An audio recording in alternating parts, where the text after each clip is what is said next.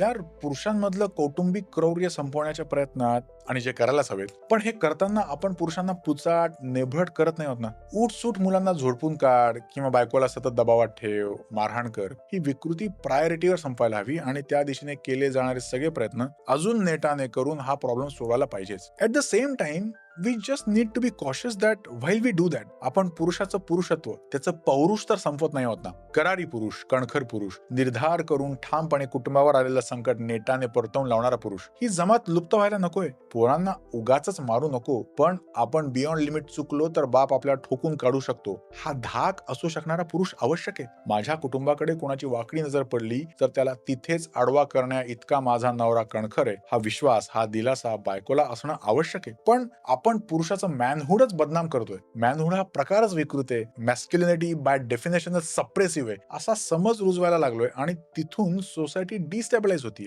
भीम अर्जुन मॅस्क्युलिन नव्हते का? छत्रपती शिवाजी महाराज काय कमी मॅस्क्युलिन होते का? पुरुषार्थाचं मूर्तिमंत रूप आहेत ना यार महाराज, त्यांचा आदर्श नको का ठेवायला आपण? आणि जिजाऊ माता फेमिनिन नव्हत्या का? थोरल्या राजांना आणि धाकल्या राजांनाही काय कमाल ममत्वाने घडवलं यार त्यांनी. आणि ते घडवताना रामकृष्णाच्या गोष्टी शिकवल्या, युद्धकलाही शिकवली. म्हणजे फेमिनिन असणं हे वीकनेसचं लक्षण आहे आणि मॅस्क्युलिन असणं हे क्रौर्याचं लक्षण आहे असं नाहीये.